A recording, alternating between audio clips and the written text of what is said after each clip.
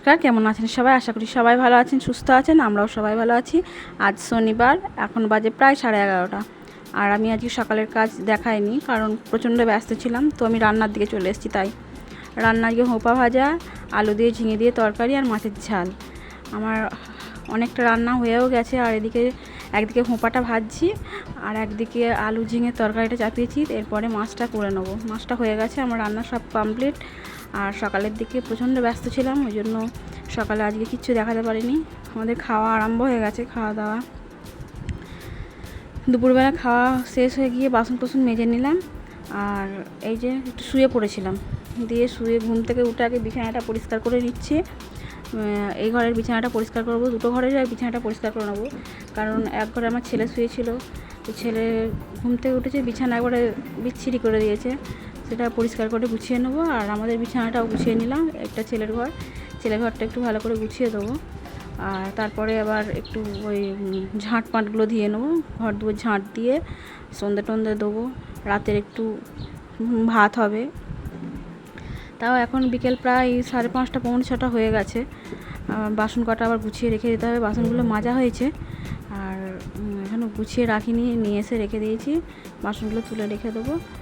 তারপরে সন্ধে দিয়ে নেবো। সন্ধে টন্ধে দিয়ে আবার ভাত চাপাবো, একটু চা করবো, চা খাবো। চাটা খেয়ে তারপরে ভাত বলতে রাতের খাবার দাবার আরম্ভ করব। আর আমাদের যতই করি সারাদিন চলে যায় এই রান্নাঘরেই সারাদিনের হাফ টাইমটা রান্নাঘরে। মানে 24 ঘন্টার মধ্যে মনে হয় 18 ঘন্টা শুধু রান্নাঘরেই আমাদের সব কেটে যায়। হয় প্রত্যেকটা বউয়েদেরই হয়তো। তো আমি চা খেয়ে ভাত চাপিয়ে আমার রান্না হয়ে গেছে। এখন বাজে 11টা। রাত্রিবেলায় খাওয়া দাওয়া আরম্ভ হয়ে গেছে। খাওয়া দাওয়া করে নিয়ে আবার একটু আজকে মুখটা আমার বিচ্ছিরি দেখতে লাগে, তাই একটু মুখটায় ফেস ওয়াশ দিয়ে নিলাম। দিয়ে একটুখানি নাইট ক্রিম একটু দিয়ে শুতে যাব। সেই সময় আবার ভাবছি যে সামনে তো ভাগনার পৈতে, তো আমি পৈতের দিন কি শাড়ি পরবো, সেই নিয়ে অনেকক্ষণ ভাবনা চিন্তা করা হলো। কোন শাড়িটা পরবো। সেই শাড়ি দেখাবো। একটা সাদা শাড়ি আছে, তো সাদা শাড়িটা আমি একবার পরেছি, এবার ভিক্ষা দেবো। তো পুরনো শাড়ি তো পরা যাবে না, একবার পরা হয়ে গেছে যেহেতু। আর হ্যাঁ, চুলটা আমি একটু আঁচড়ে নিয়ে একটু সামান্য বিনুনি করে, হালকা করে সামান্য বিনুন করে রেখে দেবো, নাহলে আমার চুলে প্রচণ্ড ব্যথা হয়। এই যে সাদা শাড়িটা আমার খুব পছন্দের, কিন্তু একবার পরা হয়ে গেছে। আর এই শাড়িটা নতুন, একদম একবারও পরিনি। এটা ভাবছি পরবো না এই হলুদ শাড়িটা পরবো।